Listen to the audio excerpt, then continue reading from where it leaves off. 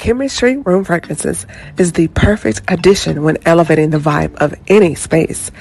Whether if it's your home, car, or office, and something needs a quick refresh, our room fragrances provide that beautiful burst of fragrance with just one quick mist.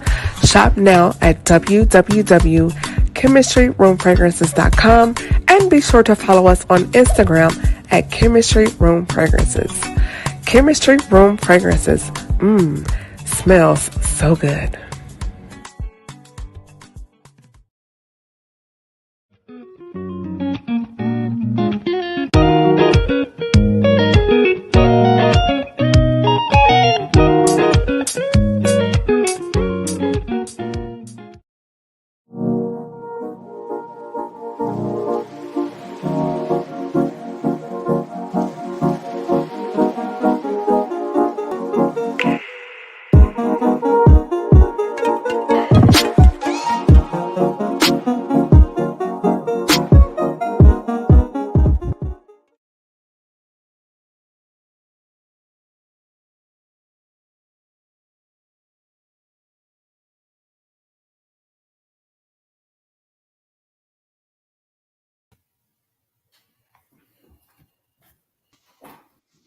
Hey guys, what's going on? Hey. How's everyone doing? Good. I try to switch it up Good. and add a little music to the intro, to have the little vibe going or whatever. So I was like, I'm trying to do something different. So I hope you guys like the new intro. I like Absolutely. Thank you. Well, first of all, I do want to welcome everybody back. This is your girl, Camille Essick. I am the host of the Speaker Podcast. This is the podcast where innovators and creators connect. Be sure to hit that notification button and subscribe right now on my YouTube channel. I'm also on Instagram at Camille.Essick, and all of my merch is available on my website at chemistryroomfragrances.com. If you subscribe, you can save 10% by using the code THANK YOU10, or save 15% as a subscriber by using the coupon code GBM15. So go out and grab that merch right now. And the scent of the evening is lavender vanilla. I brought it back just in time for summer, so go ahead and grab that. And with that, without further ado, we're going to go ahead and get the show started. I have my brother. He's a friend to the show, a very, very familiar face. He is always bringing something to the table. You may know him as the party guy, the one and only Antwan Aiken. And we also have Dr. Whitney McClure is here. She returned. If you were at Heart and Soul, the Soul Conversations back in February, we did the singles night. She was here representing for the ladies, and she was so dope. I had to bring her back. And she's wearing her Good Black Men t-shirt as well. So without further ado, yes, I want to say thank you here. So for those that are not familiar with you, Dr. Whitney, if they missed that conversation from before, tongue tied, please introduce yourself again. Hello. I am Dr. Whitney. It's actually McCurry. My bad.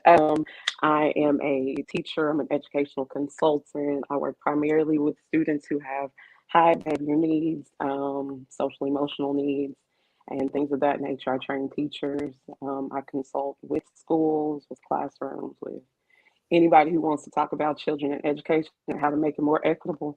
I'm your girl. She is. And be sure to follow her on Instagram as well.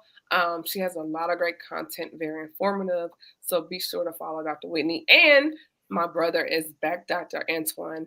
I keep calling him Dr. Antwan because I think he's going to get his PhD. So we're going to call him Dr. A. Antwan is in the building. He's like, no. But Antwan, welcome back. And please reintroduce yourself. He said he is done with school. Okay.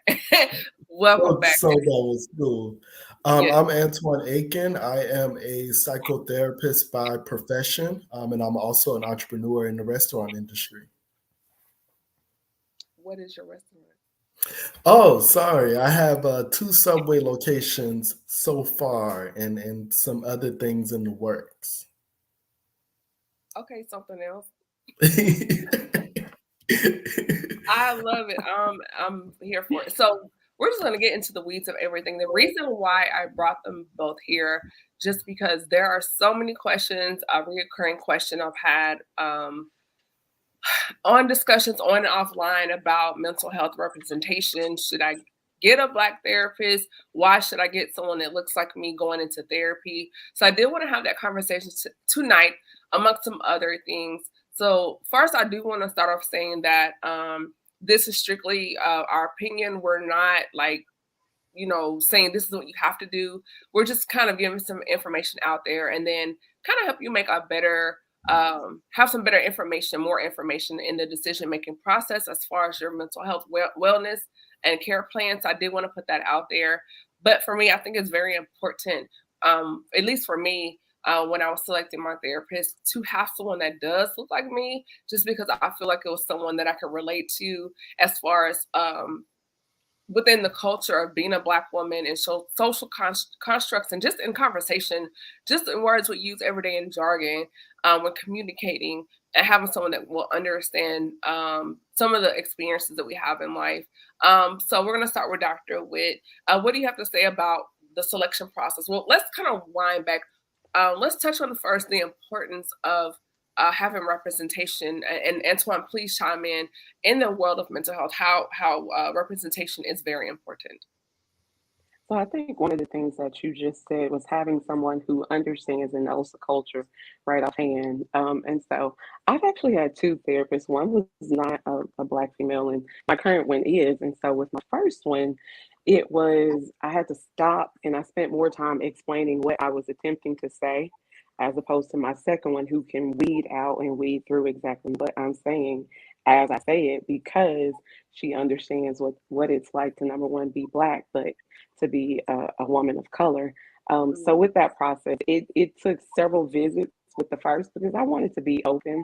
I don't want to be biased and say, oh, you have to go with someone who looks like you. But I know that from personal experience, having someone that looks like me benefited me. It gave me most benefit within like 2 sessions. We're already breaking down walls. We're already unlearning habits. We're already combing through childhood experiences.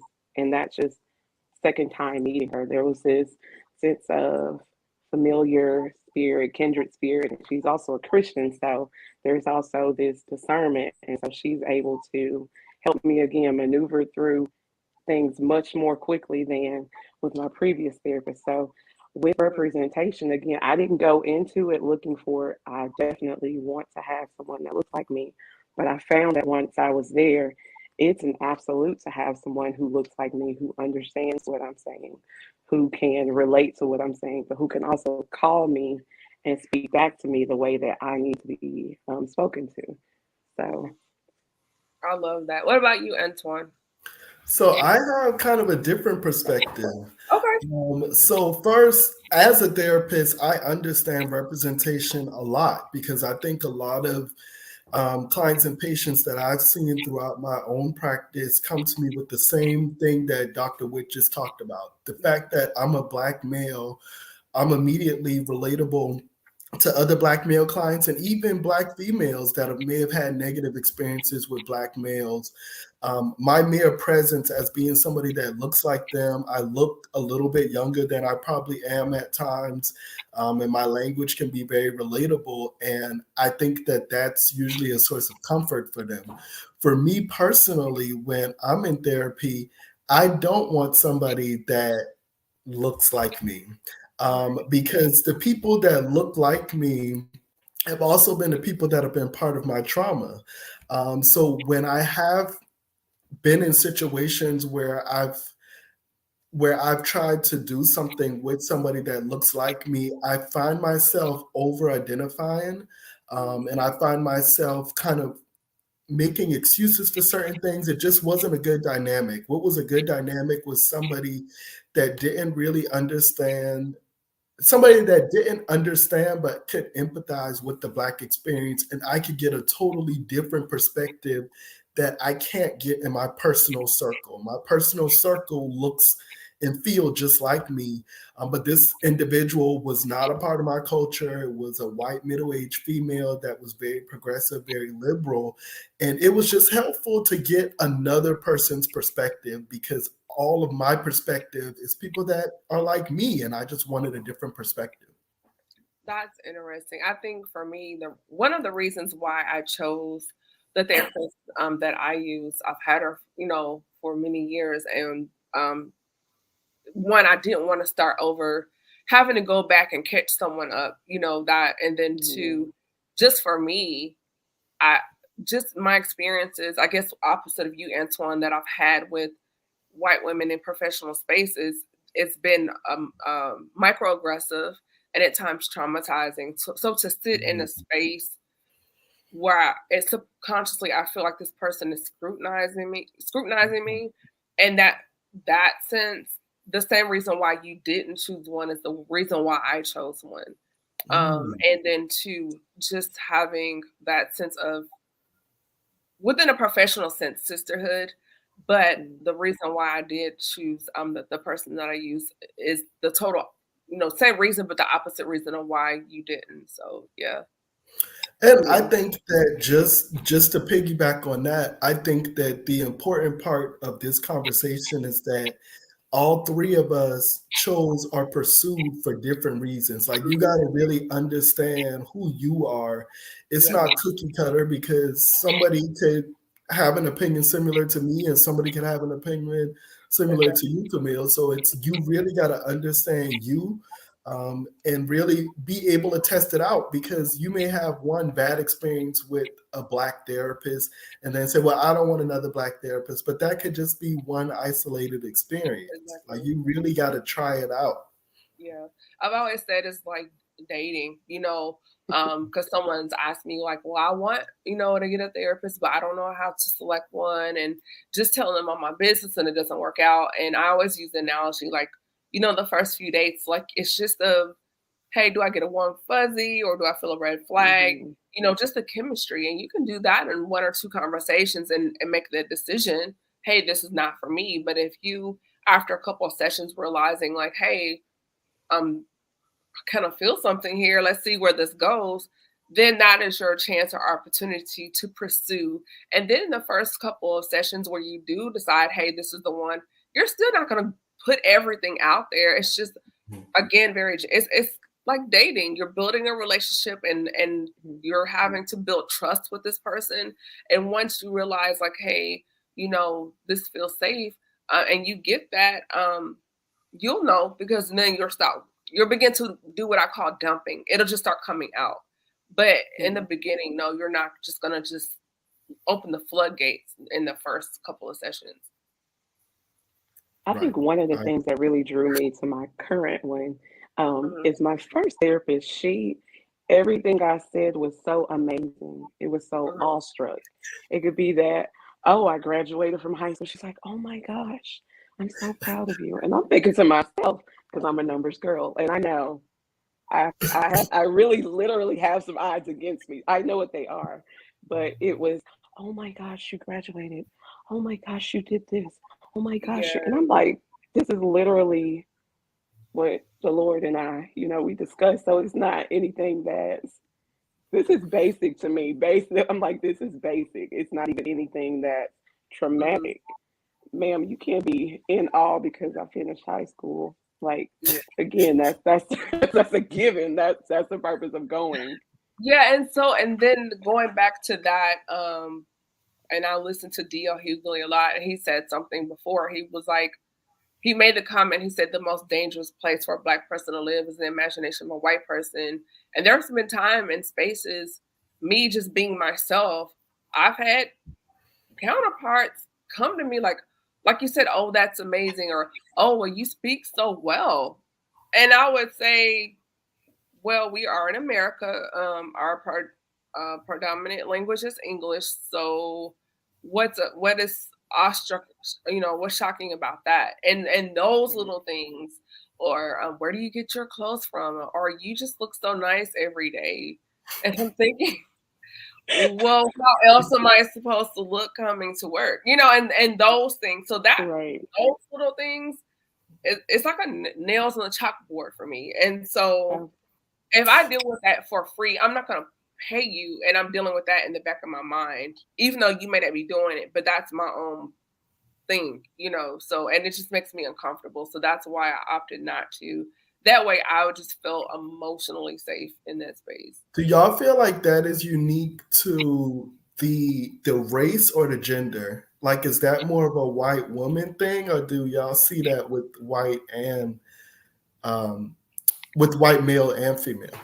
I think it's a gender thing because I would say 90% of the time, if not more, white men like me.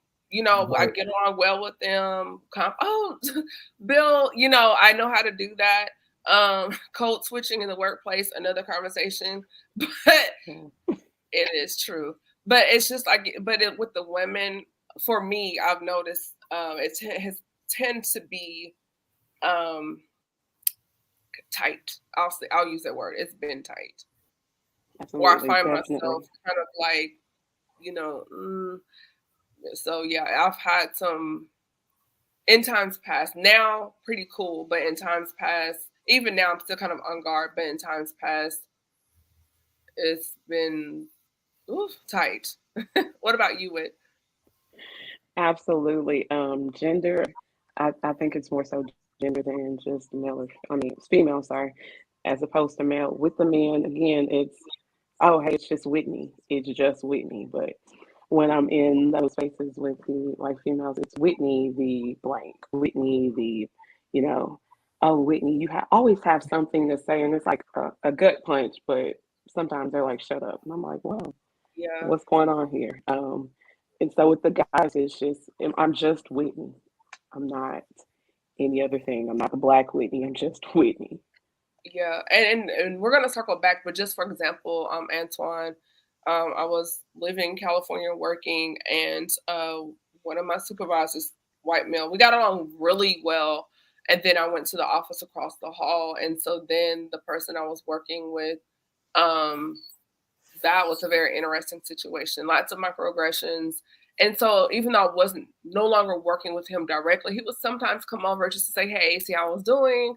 And this particular time, she was in her office working. And so he came into it was like my office was in the office, and then she had an inner office, if that makes sense.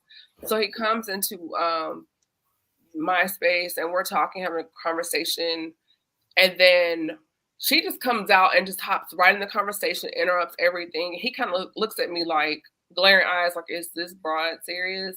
And just she just bombards the conversation like I'm not even there. And then she's like, oh, come into my office. Like, and this happened more than once. And he looked at me and he goes, he mouthed that to me. I was like, it's cool, we can talk later. But it was like, I noticed a pattern.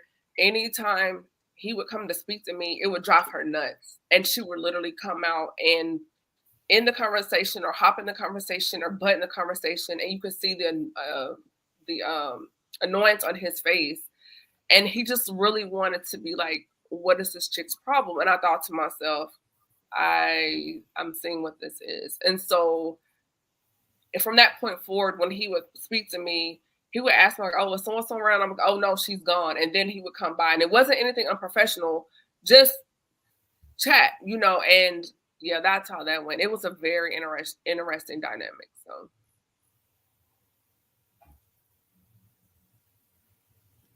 So moving right along, the awkward silence. Antwan, did you have anything on that? No, I didn't. Okay, wait. No, we're No. good. Okay, cool. We're Yeah. gonna move right along because that was awkward. So I do want to get into the navigation of mental health within the current social climate. We see so many things on the news right now, particularly the overturning of Roe v. Wade. We see, videos of Karens every day, in addition to just the day-to-day norms.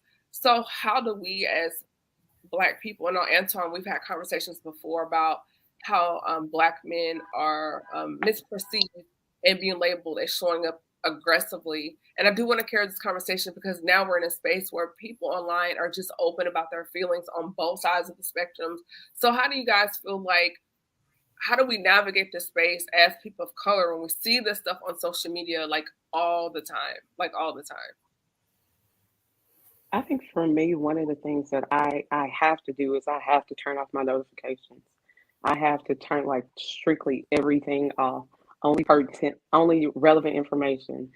Especially like over the past weekend, I was in the mountains, so I didn't have a lot of reception anyways. But Mhm. to get the ruling, to see what people are saying, I immediately have to distance myself because I know that it sends me in a headspace that makes me want to act out of character. So for me, one of my things is I focus on the here and the now. Like, and I know like with anxiety, it goes through the roof for me personally.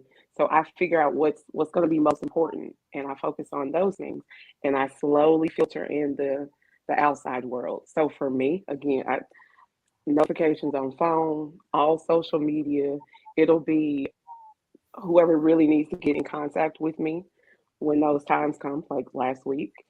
They know how to reach me. They know where to find me. They can get into my house if need be. But for me, it's one of those things. What's most important for me?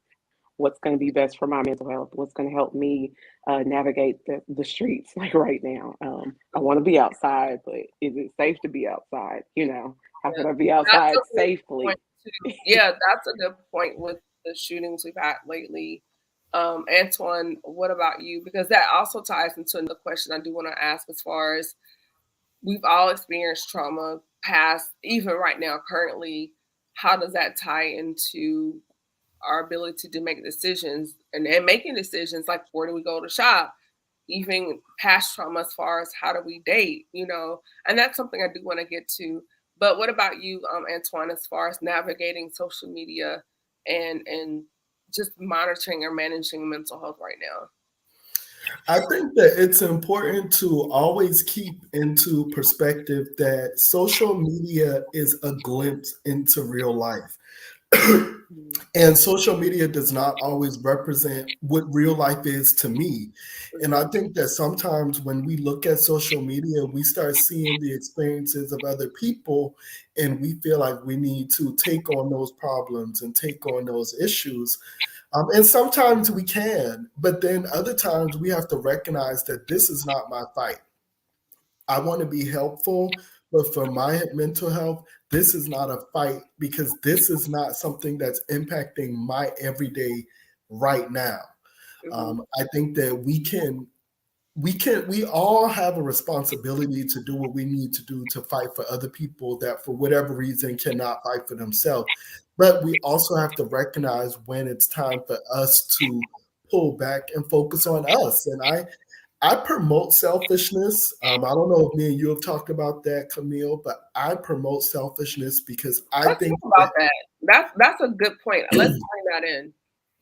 yeah, I just think that for me, being selfish has really helped me get to where I am today. And I think that I've been selfish in a selfless way. I Mhm. think that the people around me and the people close to me would be surprised that I would call myself selfish. But I am. I prioritize myself. It's that whole helicopter perspective where they say save yourself before you can save anyone else. I truly value that. There's going to be certain times where I cannot show up 100% for you because I have to focus on me. And then once I get myself together, then I will divvy out how I can prioritize other things in my life. But I promote being selfish because I feel like that's how you get the best you. I like that. Your emergency is not my emergency. That's something I've learned to do recently. In the last few months, I've been more selfish with my time as far as um, if someone calls, when I answer, is it important? Text message, before every time my phone was going off, I'm grabbing my phone. But if I'm doing something that's more important as far as myself, if I'm doing something at home, if I'm working on something and I know it's not pressing, I'll get back to you. For me personally, I set a time as far as when I put my phone on do not disturb now. So, except for when I'm podcasting like tonight, but on a regular night around 8:30 or 9, I put my phone on do not disturb. That way I have time for my mind to wind down from the busyness of the day. Because if you're just on your phone, and then you're trying to go to sleep, your mind takes longer to run to shut down or go to bed. So I start prepping myself like, hey, it's evening time. It's time to start quieting things down. So I start doing that around 8:30. I light my candles, my aromatherapy, chemistry room fragrances, and I start getting things quiet because I know, hey, Cam, it's time to settle down. And usually when I do that about 9:30 or so, 9:45, I'm prepping for bed. It's time to go because I have a full day the next day. And I notice the days that I prolong that, I'm not at my best the next day. So the days I do implement that and been more disciplined, I'm sleeping better. I'm sleeping throughout the night and I feel more refreshed in the morning. So Antwan, I absolutely love that about being selfish with your time, selfishly selfish. I love that. Dr. Witt? I was really quick before Dr. Witt goes. One of the things that I wanted to say to a point that you just made, mental health is not new. Like mental health has been around for a very long time. But in today's world, we're seeing the manifestation of bad mental health more, increases in things like suicidality, depression, anxiety. And in my opinion, I think a lot of that is to what you just said, that self-care. We don't take care of ourselves. People in history did a better job of taking care of themselves. They had just as hard of lives as we got. They had probably even harder lives, but they did a better job of taking care of themselves in the sense that they weren't 24/7 available to people. They didn't pack their day from start to finish. They didn't prioritize things like team no sleep, team always booked and busy. Those are things that we promote and we glamorize, but I think that it's causing a lot of mental health issues. Yeah. Sorry, Dr. Witt, I just had to get that out. No, and that's great. So that's one thing that I've spent years working on. So Okay. for me to turn my phone off, for me to DND everybody, except my favorites, that's something literally that I've had to work through with my therapist, with my mentor, with my parents. Not that anyone is forcing me to do anything. It's that I feel it's my responsibility to be available for XYZ. I feel it's my responsibility to handle A, B, C, D, E, F, G. And sometimes it is. But at the same time, most of the time it's not. And so that's just something that I picked up as I was going along, trying to make sure that everyone else was happy. I used to be a people pleaser. Praise God that we done with that. And so I know that firsthand when I'm making those decisions. Do I have time? Do I have the mental capacity? Is this going to serve me as well as the other people? Like sometimes I literally turn down things Mm-hmm. because I know it won't serve. I won't show up as my full self. I turned down the whole job that I wanted because I understood I could not show up as my full self at that time. Um, so with that being said, it's like you can't pour from an empty cup. It's always you cannot pour from an empty cup. People get the overflow. You have to take care of you. So that's something we are continually working on, and something that I try to teach my children at school. Um, all the children at school. I have about 2,000 students in my Wow. building, and so I'll work with all of them at some point. Some really high achievers, some that are barely gonna make it, some that are gonna choose to not make it. But that's the thing, like you can't overextend yourself to make someone else comfortable. You can't overextend yourself to make sure their social media is popping. You can't overextend yourself, to make sure the TikToks are coming out in the right order. Those are just things that people want to do, and that's not a priority if it's not your priority. If it is, go on with it. If it's not, pull away and be fine with it. It's okay. I love it too. Something you touched on, Antwan, when you mentioned that social media is just a glimpse into reality. And I think some people have gotten so fixated they forget that social media is that. It's just a highlight reel, right? It's just a blurb, a snapshot. We see someone post a picture from a photo shoot and they could have taken that picture 6 months ago. But we think it's right now, it's right then. And I've done it. Like I've taken a picture and then posted it 2 months later just to have fresh content because we don't waste our our shots, as Mark says, but in reality you don't know when that person took that picture. A few years ago there was a young lady, she got busted because she was doing these new reveals or makeovers. So, oh guys, look, I just redid my kitchen. Oh my guys, oh look, I made my living room over again, doing a new reveal. And I found out she was going to different IKEAs and taking photos at the display. Like I cannot make this up. Using IKEA, the displays and doing the coffee counter in the kitchen and And people Yeah. are just, because all you need is a good iPhone. Who's gonna know, right? Right, They'll right, never know, right. right? They're not And gonna know. yeah, who's gonna know? And she was doing that, and so someone called her out on Mm, it. Just for example, Bow Wow, he was doing photo shoots like catching flights, not feelings, and finding out he was just renting someone's jet and taking pictures as if he was going somewhere mhm, in the planes on the tarmac.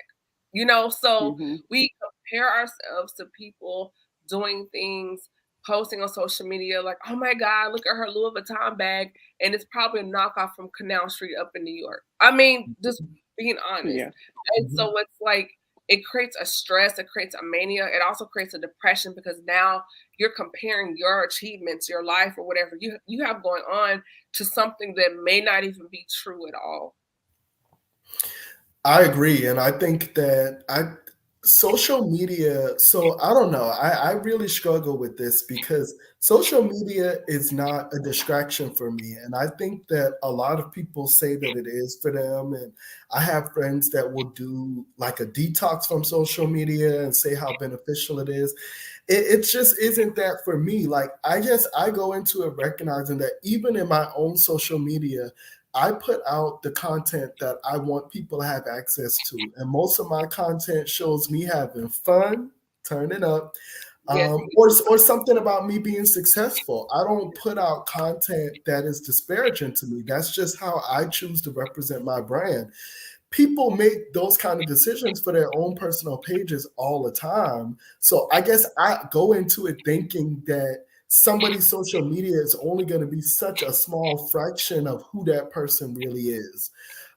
So it's hard to be envious of something when you don't know the whole picture, or it's Yeah. hard to be, it's hard to feel a way when you know that you're only getting a glimpse of that person's experience Mhm. based on their life and what they've been through and so many other things. To your point with the Gucci bag, uh, I went and bought some Gucci shoes recently, and I know that there's some other people that would have like posted them walking out the store with the bag, and that's fine for them because that's the image that they want to put out and that's the story that they want to tell. That's not the story that I want to tell, and Right. it's like that's okay. And I agree with you on that because I've purchased higher end products as well, but I don't. I just got something for my birthday. Yeah, you'll see her next time you see me. But she's pretty too. She's so pretty. It- We need a sneak peek. We is we're me. doing adults in the room. Okay, it was my birthday. I had to. Okay, but I digress. But I did that for me, but I don't feel the need to post that or blast that on social media. Like you said, that's something I did for myself. But what does that really have to do with the total narrative of who Camille is on social media? Because for me, my space is primarily for promoting chemistry room fragrances, my podcast, my ebooks. It's more of I look at it as advertising. Now TikTok, I have fun, joke around. Twitter, I post articles. We may discuss a TV show, and that's my other outlet. But my main lines of social media is primarily just for, hey, I'm here, social media, follow me on YouTube, subscribe, that narrative, building an audience because I do want you to listen to my podcast and purchase my products. So it's more of a campaign lane for me, like you said. And I don't really post personal things because again, the things that I find most precious to me, I tend to hold that, to myself. If I do take a trip or do something fun, I'll post that. But like you, Antwan, we're pretty much in the same vein as far as what I post. Now, if I do something fun, that'll be in my timeline on my stories or whatever. But yeah, it's pretty much just branding. You, Dr. Witt? So I don't have a lot of family that lives local. Okay. So that's, it's like my digital photo album for the kids growing up or events that we have going for connecting with new professionals and things of that nature. But again, I also grew up with social media. So I Mhm. grew up with you have to have the college email to sign up. And so at that time, Mhm. it's just like, hey, what are my friends in college doing? Okay, oh, we're going to go to this event. oh, we can do this. And at one point, though, I was in a relationship, and he was like, sis, you spend way too much time on your phone, way too much time on social media. And I'm like, no, I don't. And he said, yes, you do. So I did a little research on myself, and I absolutely did. Like, it's like a mindless thing. It's just something to release my mind. So it's not that I'm necessarily comparing, but it's just like a release to see, oh, that's cute. Oh, what's the latest trend? Oh, I can style this way. And I can show my kids to those people who don't get to see them because, we're not walking around with photo albums saying, here, my babies, look at what we did. It's like, Yeah. hey, mom and dad, we did this. Let me tag you so you can see it. Hey, auntie, hey, let me show you this so you can make sure we get that gift to you on time, or so stuff like that. So at this point in my life, I think I do have a healthier balance. And I do set a timer on my phone so that when my time is Mm. up, I devote about an hour and a half. And so when that time is up, I can make a choice to keep going, or I can just be done with it for the day because, That's I can good. stick to my boundaries. Yeah, that's Yeah. good. I never thought about putting a timer in your phone when you're on there. That's a really good idea for someone if they're trying to scale back on the hours. I know I'm an Apple user and it has the weekly your screen time. Oh, Yes. it's You so know, hard looking at it. It's so hard looking It's, at it. I'm ashamed some days. mine is pretty good. It'll tell me like your time's decreased. Mhm. 12% or it's been up this week. And getting those notifications, it's like, ugh, where am I? But I think those are good to have. The timer ideal, I really like putting the timer. I think that's really cool. As far as my relationship with social media, I've been on both ends where it's just like that. And then now I'm in a space, once I realized, like, Cam, you have spent too much time on the phone. And now having those curfews just within myself saying, by a certain time, put my phone down in the morning. As far as when I answer a phone call or text, after 8:30, 9 o'clock, because in the morning, that's my devotion time where I'm listening to a sermon, whatever I'm doing in the morning to get myself spiritually prepared for the day. And so I know that I'm not going to call and text until after a certain time just because I need that time because I don't know what's going to happen when I walk out of the door. And so just to have Right. myself centered to deal with the day, that's just something that I do.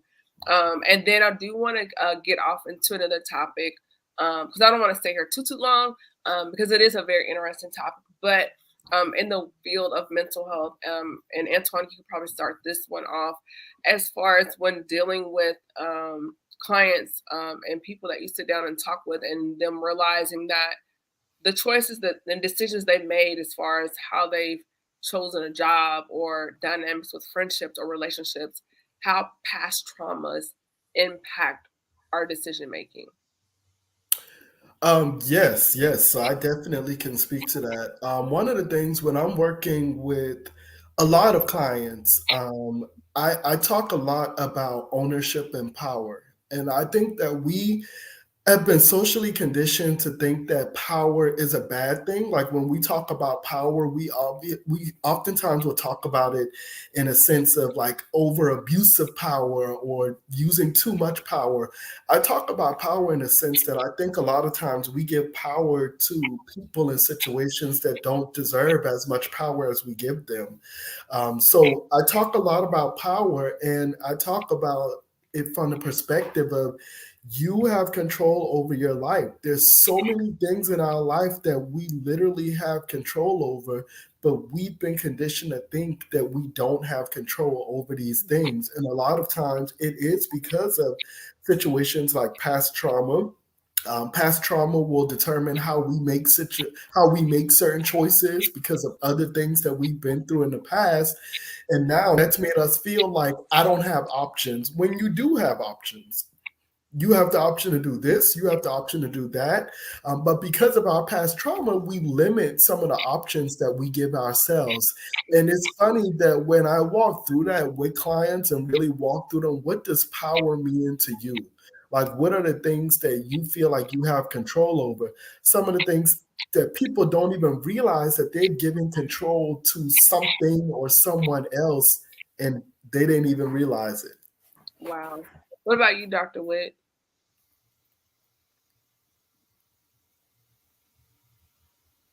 I'm sorry, I got some feedback. Can y'all hear me? Yes, we can hear you. Yes. Okay. I got caught up on what does power mean to you, Antwan. So I'm coming back. I'm coming Uh-oh. back to that. I need. What? I think I That need was you good. to. I mean, he really, every time he comes on here, he drops the mic. And I'm just like, did he just really just say that? Like, wow. Camille, you even know, just growing up in the church, like so many of those decisions, and I'm a PK, Me too. we did and didn't do things because we weren't told that we could or couldn't do them. There was a lot of power that we gave up. So that manifests in adulthood, decisions that we like, no, Now, I see, we actually don't open up have to do Pandora's this. box. Let's go. You're like, I actually don't have to do this. Like, if I don't want to do this, and if I feel like doing this thing does not serve me anymore, I actually don't have to do this. And that can be such a releasing experience when you realize all of the stuff that you don't have to do because it's like, I'm in control. I have the power. If I don't want to do it, I don't have to do it. There's nothing forcing me to do that other than me having convinced myself this is what I have to do. Oh Antwan. my God. Antoine, Antwan. this is why you're here. This is why you're. God. Come on, sis. Come on. Because he just First of ripped the all, band off. Let's go. Let's go. Antwan, I want to stay on topic, but I forgot my response because I'm down the street around the corner. You need to cash app him my offering because that was my whole word. Look, you have a choice. Mm-hmm. All right. Somebody remind me of the original question. So okay, let's break it down because he just changed the whole narrative for my last. Okay, so the initial point was past traumas, how it impacts your decision making. We're gonna start there, then we're gonna go skip on to that next bomb he dropped on us. Um, so past decision making and how does it impact? I mean, past Past traumas. How does traumas it and then impact? impacting in Yeah. decision making. Yes. Whew. So again, I'm gonna jump into the education field because that's my bag. Um, we will have students walk into classrooms, we'll have teachers walk into classrooms, and they've had a particular experience because they are pick your poison, because they're male, because they're female, because they're Asian, black, white, whatever. And so when they get to that classroom, they have already predetermined what their experience is going to be in that classroom.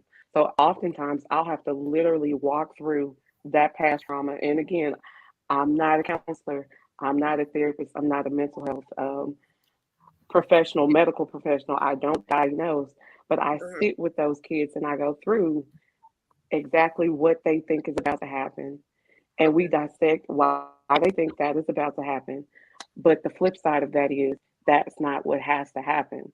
So you have a choice, as Antwan was just saying, in what you want to happen. You can come in with that past trauma and tack it on and make whatever that teacher treats you a certain type of way. You can remove yourself from those specific students. You can do whatever you've done in the past, and that will work for you, but that will not get you the results that you want. Ultimately, you want to come in there, you want to learn what you want to learn, meet who you're going to meet, and you want to be great. So, in the education field, that's literally, I do that 90% of the time. Mhm. 90% of my days are spent walking through past traumas within the education field. And some of those come from our house, they come from our community. Oftentimes, they come from within the school and the system. And so we walk through, hey, what's happened in the past? Hey, what do I want to see? What steps do I need to take to actually get there? And how can I leave this trauma, or how can I have that trauma and then not lead my entire decision as I get into the classroom? What can I say? What can I do? How can I feel to make better decisions? What can I do? What can I say? How can I help others understand me better? Because again, we're dealing with kids who have that choice, who have free reign. And these are not kids that are just going to do what we say to do. They're going to ask why, because we've taught them to ask why and how. and how can I improve and what needs to be done better. So this is a 90% of my day thing. And I have to teach teachers and others that they're not being defiant, they're not disobeying you. They're merely trying to get an understanding based on their experience. They're trying to mirror your experience to ultimately learn what you're trying to teach. That's really good.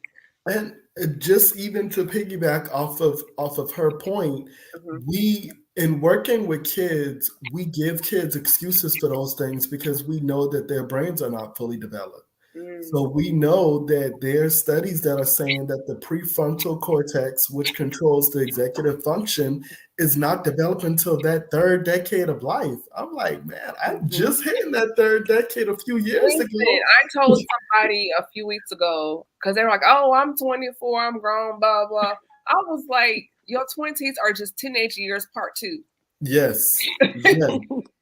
So we give kids grace, but once we become adults, we don't really give adults a lot of grace. Like it's time to turn that trauma into something more positive or into something else. Because as an adult, we don't care about what you've been through. We are expecting you to perform just like everybody At an else. optimal level. But my thing Mhm. is, what if the trauma continued into your 20s and 30s and you're just beginning to work out of that because maybe you got married at the age of 25 and you were in an abusive relationship or something traumatic happened at 30. You know, you're not going to just switch off and be trauma free at 37 Right. or 30, you know. So like you're saying, I do get that, and there's a love of grace.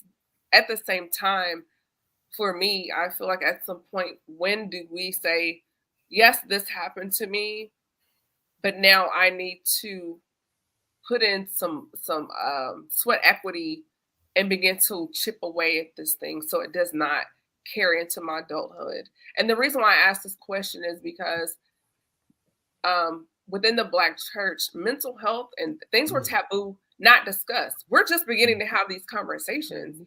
And so Mhm. when you touch on the church thing, Antwan, in the last, I want to say, 5 years, where I am spiritually has shifted because some of the traumas I experienced happened growing up in church, like being touched inappropriately. You Mhm. know, even some of the rules and regulations, and I spent so much time, um, I would say from like 23 to my early 30s, trying to fit in this box and follow all the rules.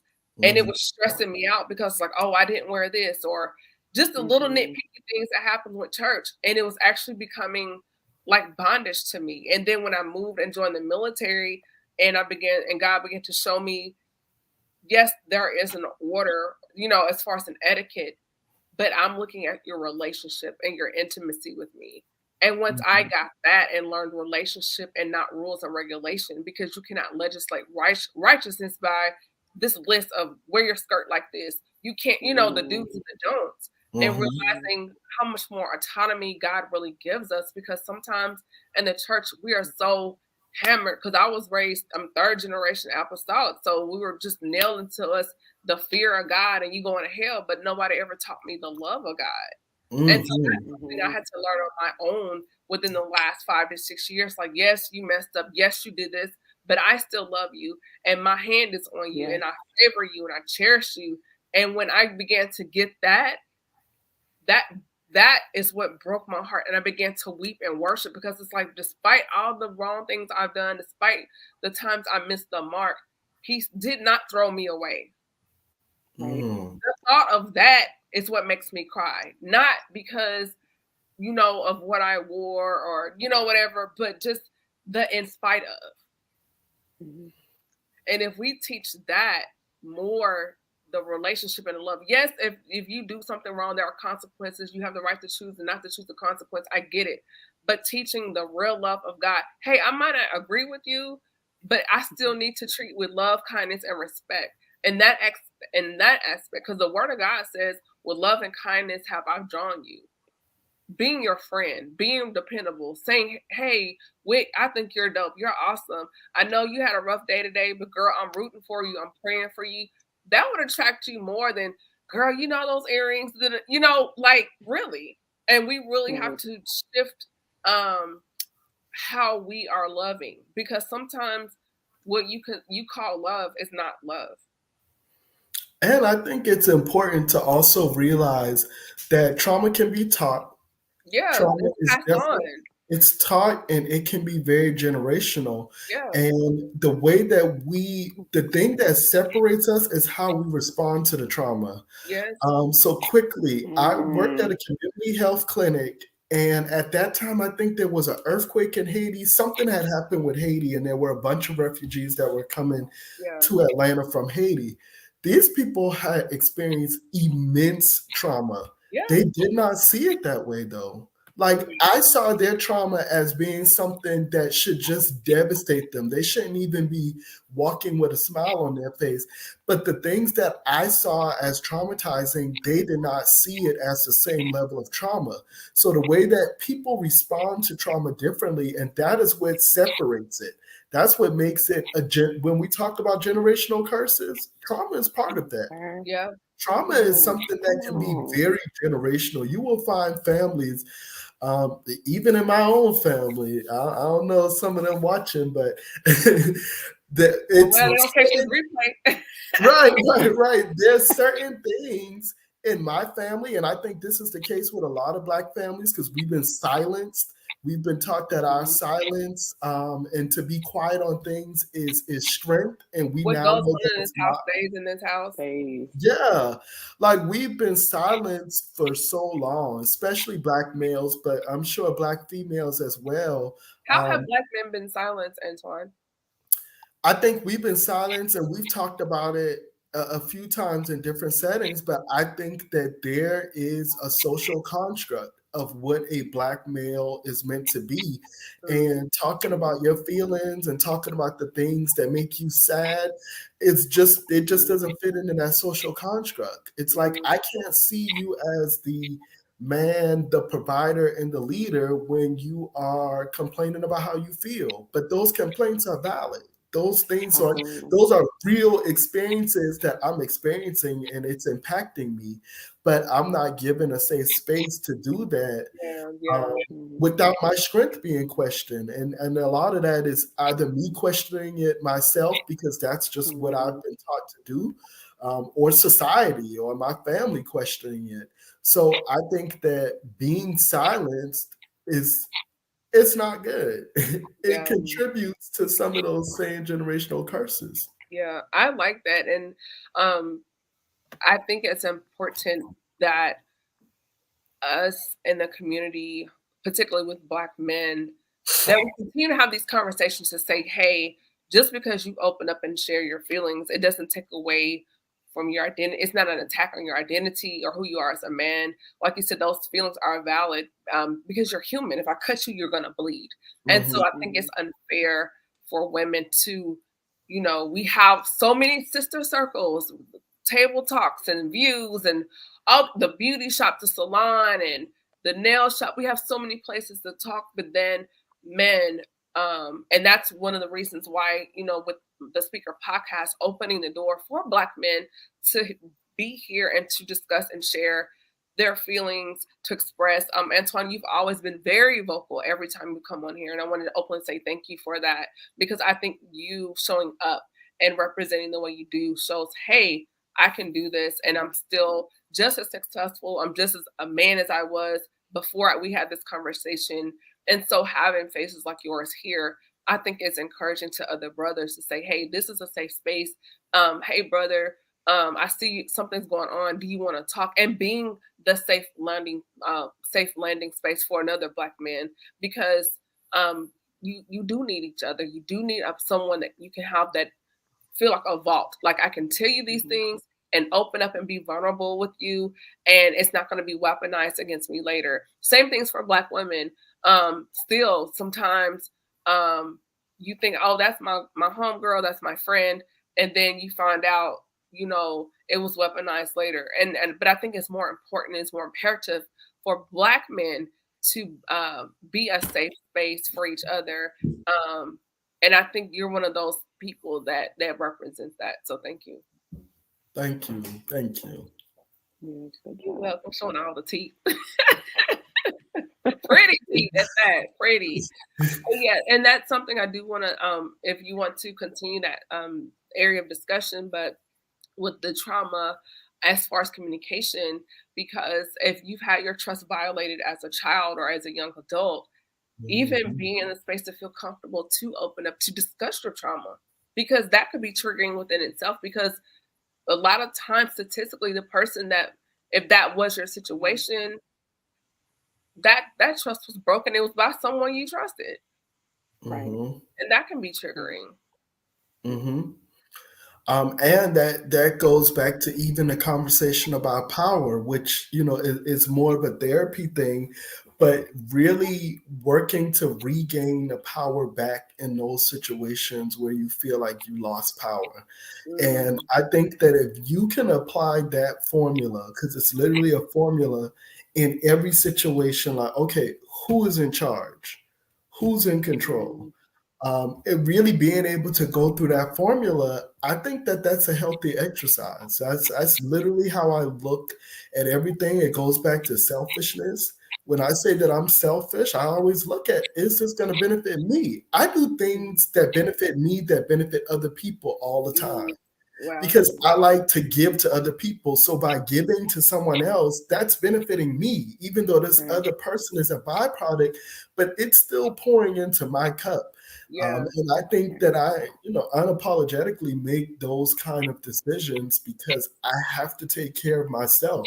We are our biggest advocates. Like, it's not your mama, it's not your kids. You are literally your biggest Mhm. advocate. Like, nobody is going to advocate. Mhm. Nobody should be advocating for you more than you're advocating for yourself. Right. And Dr. if Witt. that's Right. not the case, Mhm. then that's an issue. I love it. Dr. Witt. I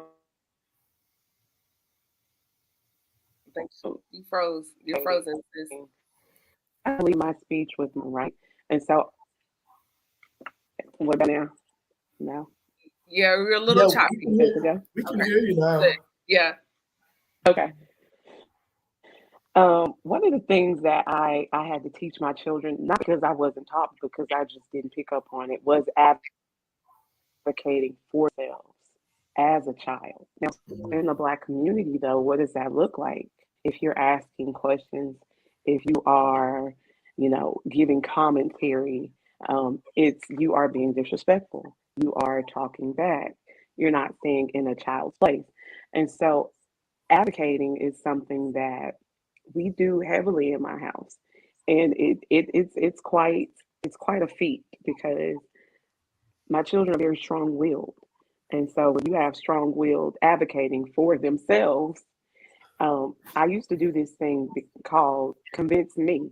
So if I say I want ABC done, let's go kitchen, clean the kitchen. I may think the kitchen needs to be clean in 30 minutes. It should take you 30 minutes to clean it thoroughly. Um, they'll come in and say, hey, Mom, I think I can get this done more efficiently if I go this route, and it'll only take me about 20 minutes. What do you think if I tried this? Now, Diane and William would not have gone for that. If they say it's going to take 30 minutes, it's going to take 30 minutes. And that's what you're going to do. Whitney, I like to practice. Okay, let's see what you're doing. Let's research it. Is it going to be effective for you? Is it going to give me the results that I want? Okay, if it does, I love it. Let's go with it. And so I teach them to do that when they go out into public spaces. But it's not always received because again, they're very strong-willed. They're going to say it with a straight face, a little emotion because not everything deserves a big emotional reaction. It's just, hey, I think we should try it this way. Hey, let's do this instead of this to adults. So advocating, accountability, all of that, something that we push heavily. Sometimes it works. Sometimes, I go full mama bear and I push them to the side and I advocate for them. But that's one thing that I really appreciate, one thing that I really try to do heavily in all spaces. So is that a Wow. question for me? I guess, Was I mean, a anyone general says, question? do you feel this generation is too emotional? There is a lot of sensationalism. I think Hmm. there's this generation's very passionate when warranted. I think sometimes I have noticed on social media there is a lot of hypersensitivity when something is maybe just here and then it's taken all the way to the upper echelon of sensationalism. So, what do you guys think about that in terms of the emotionalism of this generation and how that ties into everything we've been talking about? Yes. I think they have more. Yes. I Go. don't like how I like to be real and I like to have honest conversation. And I feel like in this current space that we're Yeah, in, we can't do as much of that. right, That in certain spaces that you're in, you have to really dance around certain topics because you don't want to offend anybody, right. or you don't want to use the Yes. wrong words. And I don't like that. Like I like when we were able just to say how we feel. And of course that had its issues. So that wasn't always the best thing. But I do feel like by doing that, we were able to get to the bottom of things a little bit better. Like now it's just if I'm not in my safe space with my circle, I may not share certain things. I may not Right. share it in the same way because I don't want to come across negatively. Hmm. Right. And Dr. so Witt? I think we have a lot of options and we have a lot of layers and we have a lot Mhm. of opinions. And so it does tend to make them a bit more emotional. But again, we're coming from people who were taught to suppress. So as we suppress a lot Mhm. of things, these people have the option to not do that. So for us, it's like, oh, you're blowing that way out of proportion. But for them, it is a big matter because we've taught them that it's okay to make those little things a big thing. Hmm. Something I think Antoine brought it up as far as previous generations and kind of touching on what you said, Dr. Witt. And it's like this generation, our generation's the first generation being allowed to explore healing and even pursue that because the generations before us were too busy fighting off the Klan, Jim Crow, getting on the bus. Mhm. And here we are. Mhm. Um, yes, we are dealing with other things in our society, but, if we decided to get on the airplane, we don't have to sit in the back. We can sit in first class. So just some other social pressures and choices that were not necessarily a day-to-day decision, like water fountains and things like that. We don't deal with that. So because that is not on us directly, we do have the option to have these conversations and discuss trauma. If it's growing up in church and dealing with that trauma, talking about, reclaiming our power, walking in our power, using our voices, being, as you, Antoine, a Black man, being able to express his feelings. Like, you couldn't, who was doing that 20 years ago? You know, Mhm. it was just, you go to work, make sure that, your family has something to eat, you keep the lights on, and you watch the news till you fell asleep in the chair.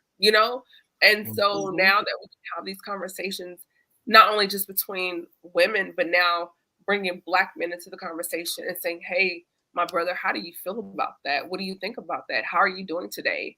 Like, that's Mhm. unheard of, from the previous generation.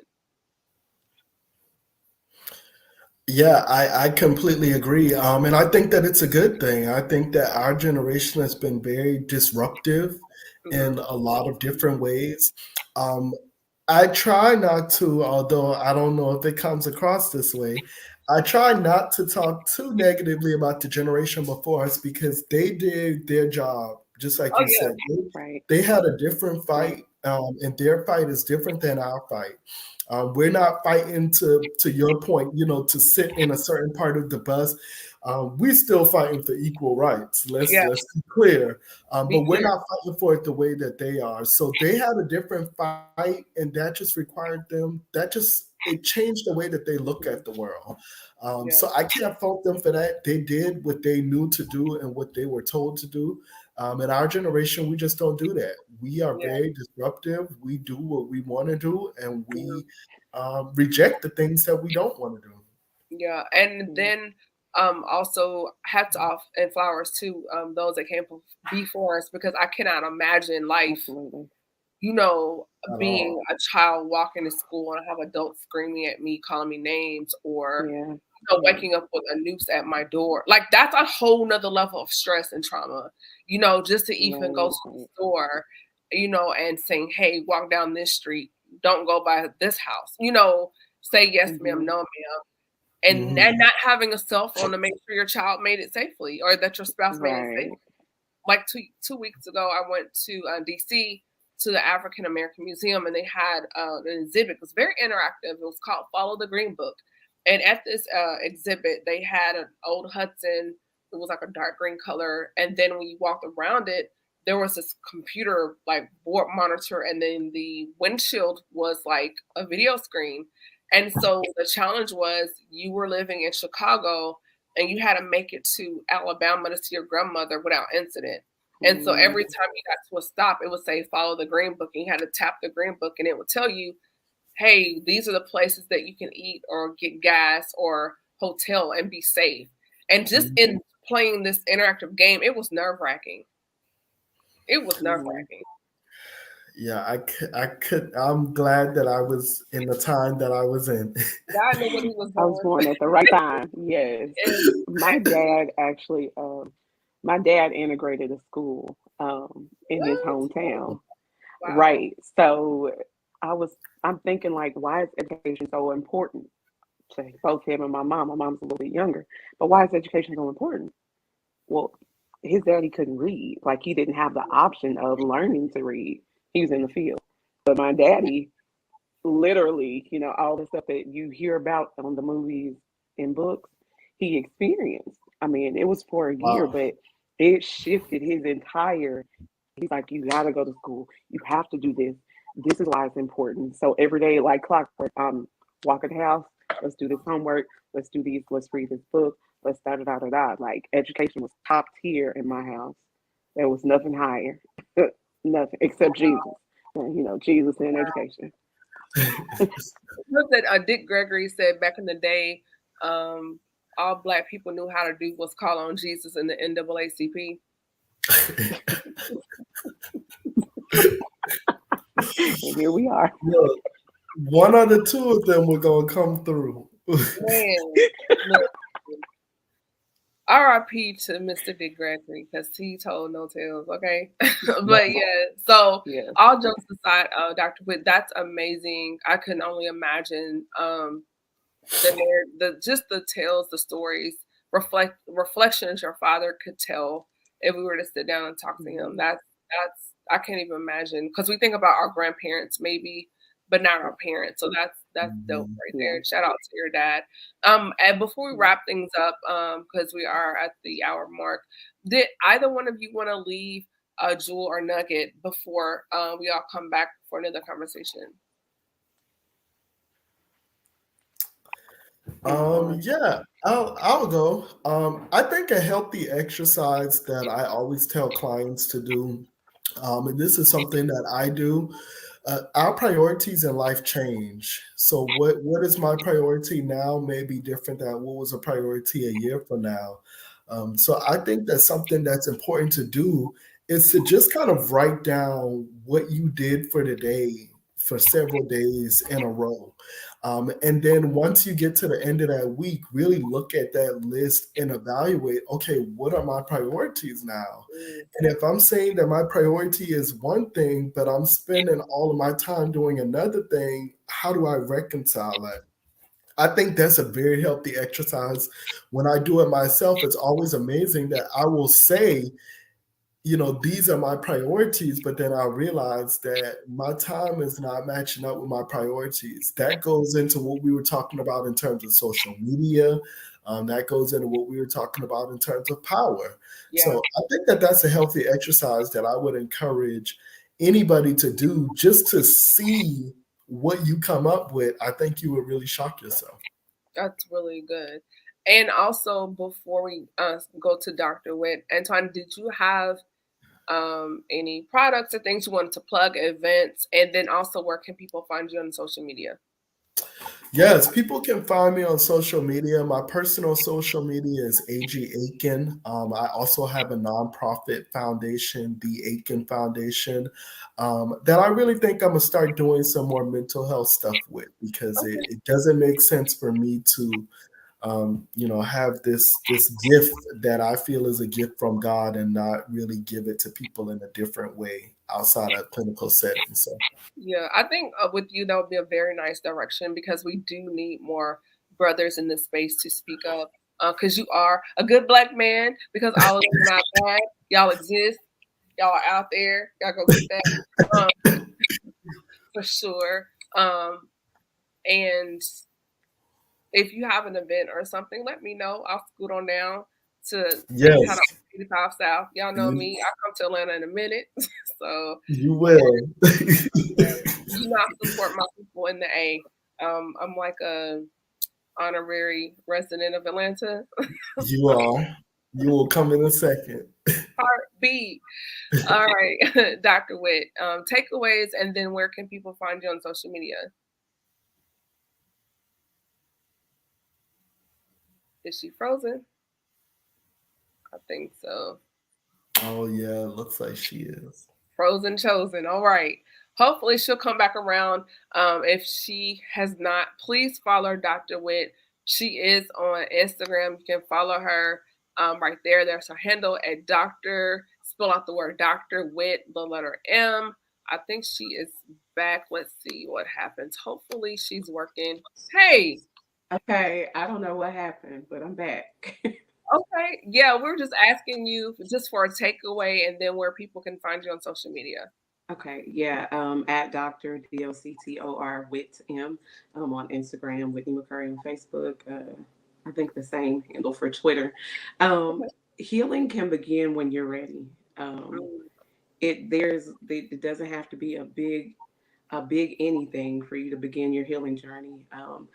And so we all have trauma. We all have traumas that we are working through. mhm. Um, no one is different from you. It's not you alone, it's you also. So when you're ready to begin, go for it. Take the first step.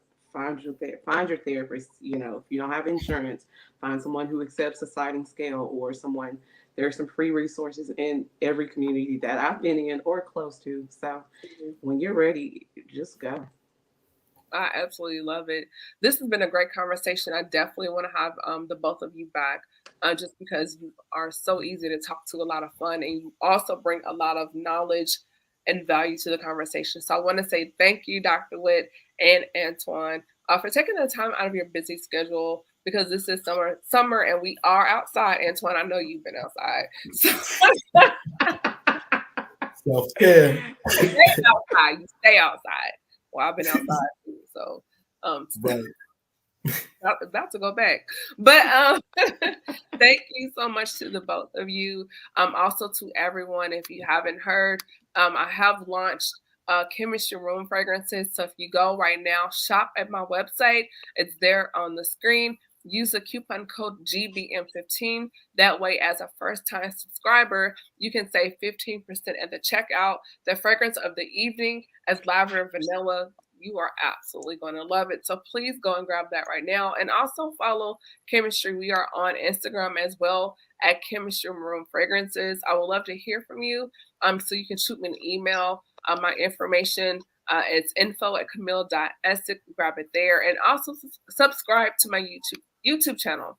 So with that being said, everyone, I hope you did get something from this conversation tonight. This is your girl, Camille Essick, host of the Speaker Podcast. This is the podcast where innovators and creators connect. Thank you so much and good night. Chemistry Room Fragrances is the perfect addition when elevating the vibe of any space. Whether if it's your home, car, or office, and something needs a quick refresh, our room fragrances provide that beautiful burst of fragrance with just one quick mist. Shop now at www.chemistryroomfragrances.com and be sure to follow us on Instagram at Chemistry Room Fragrances. Chemistry Room Fragrances. Smells so good.